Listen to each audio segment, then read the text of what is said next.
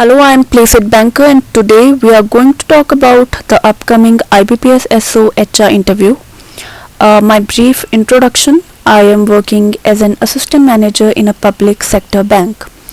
I had faced this interview 2 times. The first time the interview went very well. I got the highest marks. 20 number में से मेरे 18 number लगे थे. I got around 18 out of 20. But I did not get selected क्योंकि return में मेरे marks इतने अच्छे नहीं थे.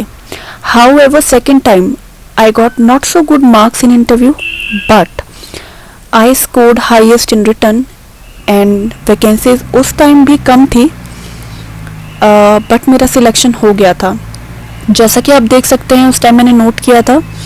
ये थी वैकेंसी उस टाइम में. बैंक ऑफ बड़ौदा ने 31 मार्च को सारी वैकेंसी विड्रॉ कर ली थी, 0 हो गई थी. So for general category 7 vacancies were there, but I got selected despite the fact कि मुझे इंटरव्यू में कम मार्क्स मिले थे.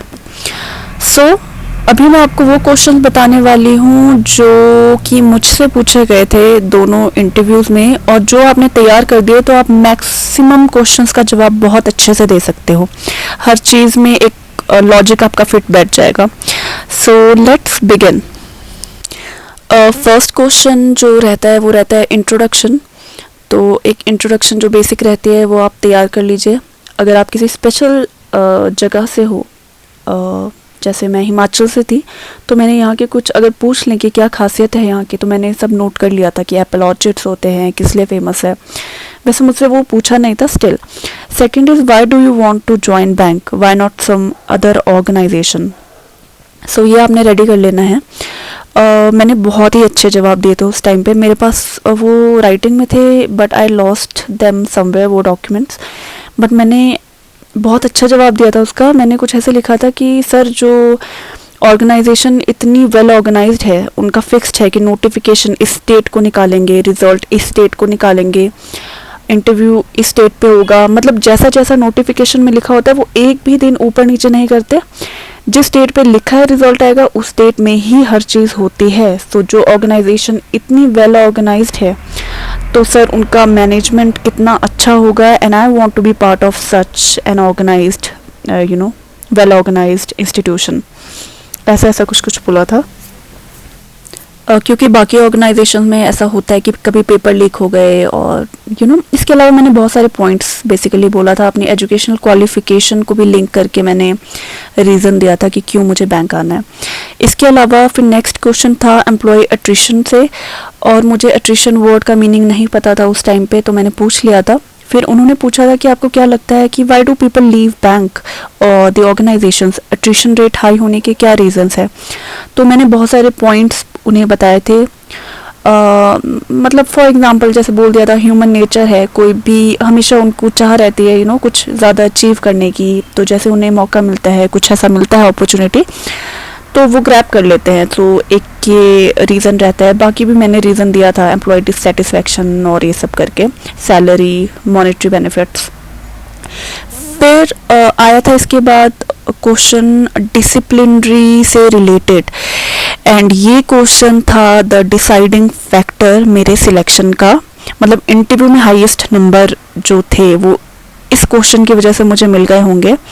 समहाउ मुझे पता चल गया था कि ये टॉपिक बहुत इंपॉर्टेंट है. डिसिप्लिनरी वाला मैंने जो जवाब दिए हैं उन्हें, and they were all impressed, और वहीं मुझे पता चल गया था मेरे मैक्सिमम मार्क्स आने ही आने हैं. सो मैं थोड़ी डिटेल आपको बताती हूँ इसके रिगार्डिंग. पहले तो ये जो लिखा हुआ है आप ये देख लीजिए. बेसिक क्वेश्चन पूछ सकते हैं, क्यों होता है इनडिसिप्लिन, टाइप्स ऑफ डिसिप्लिन क्या रहते हैं, इम्पोर्टेंस. बट ये जो लास्ट में 2 मैंने लिखे हैं स्टेप्स, और जो मैंने लिखा है कि कैसे आप प्रिवेंट करोगे इनडिसिप्लिन, वो वाला. एंड दूसरा है कि डिसिप्लिनरी एक्शन के स्टेप्स. ये 2 क्वेश्चंस बहुत इंपॉर्टेंट है. सो इसमें हुआ क्या था, मेरा जवाब वैसा था जो बाकी बच्चों ने शायद प्रिपेयर ना किया हो, क्योंकि मेरे पापा सेंटर में काम करते हैं, सेंट्रल गवर्नमेंट के एम्प्लॉय है. तो उनकी मैंने रूल वाली एक बुक पढ़ ली थी. सो उसमें जो हमारे एक रहते हैं CCS या CCA रूल्स, वो मैंने पढ़ा था, पेनल्टीज जो रहती है उसके अंडर. तो उनका कोई डिसिप्लिनरी से रिलेटेड क्वेश्चन था कि आप कैसे प्रिवेंट करोगे, या कुछ क्वेश्चन उन्होंने पूछा था, तो ये मैं रट के गई थी और ये इतना अच्छा आंसर है। वो जब हम बैंक में आए तो हमें पता चला कि यार सेम हमारे बैंक में भी सेम है, डिट्टो पेनल्टीज। सो वो कुछ इस तरीके की थी। अगर आप चाहते हो मैं डिटेल में आपको इसका आंसर दूँ तो नेक्स्ट वीडियो में दे दूंगी, बट इन जनरल क्या रहता है कि माइनर पेनल्टीज रहती है, मेजर पेनल्टीज रहती है। माइनर पेनल्टीज में आ जाता है sensor, with holding of promotion, recovery from पे वगैरह वगैरह, इंक्रीमेंट्स विद होल्ड कर लेना। मेजर पेनल्टीज भी रहती है जैसे reduction to a lower stage, demotion हो जाना, कंपल्सरी रिटायरमेंट, डिसमिसल, और मतलब बहुत सारी चीज़ें रहती है, ज़्यादा नहीं है पॉइंट्स इसमें। Total I think minor penalties है 4 और मेजर पेनल्टीज है इसमें मेरे हिसाब से 5। सो वो मैंने बोली थी, एंड जब हम बैंक में हमें पता चला सेम है, डिट्टो, तो उनको तो लग गया होगा कि बहुत वेल प्रिपेयर्ड है and she is actually serious about this job. So या उसके बाद मोटिवेशन से रिलेटेड एक क्वेश्चन पूछा था कोई, that how would you motivate the employees. So वो एक आंसर आप प्रिपेयर कर लेना। देन सिचुएशन बेस्ड क्वेश्चंस पूछ सकते हैं जस्ट टू नो कि आप कैसे डील करोगे अगर कोई सिचुएशन आपके सामने आ जाए तो। एचआर रिलेटेड भी पूछ सकते हैं, चांसेस बहुत कम रहते हैं, बट वैसे स्टैटिक पोर्शन तो नहीं पूछते, जस्ट सिचुएशन कोई दे देंगे आपको एंड यू नो आपका टेम्परामेंट एंड डिसीजन मेकिंग जानने के लिए। देन अप्रेजल से रिलेटेड पूछ सकते हैं, और ये अप्रेजल वाली चीज़ मोटिवेशन के अंदर भी आ जाएगी और आपके डिफरेंट आंसर्स के अंदर आ जाएगी। तो थोड़ा अप्रेजल के बारे में पढ़ के जाना, और इसके बाद आप थोड़ा आइडिया ले लेना कि एडमिनिस्ट्रेशन एंड मैनेजमेंट में क्या डिफरेंस रहता है।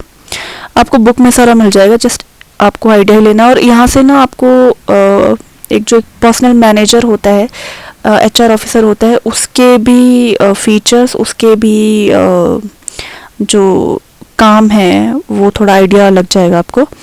देन आपसे पूछ सकते हैं 12th में क्या किया है या ग्रेजुएशन में क्या किया है, उसमें से कोई एक क्वेश्चन पूछ सकते हैं।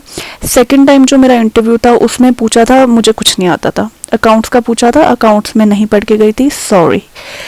देन इफ़ेक्टिव कम्युनिकेशन से रिलेटेड पूछ सकते हैं, बहुत जनरल सा क्वेश्चन पूछेंगे कोई भी, सो वो आपने कर लेना है। उसके बाद आपसे पूछ सकते हैं role of personnel manager, functions of personnel manager, जो आपकी बुक है जहाँ से आपने रिटर्न के लिए पढ़ा होगा वहाँ सब मिलेगा आपको।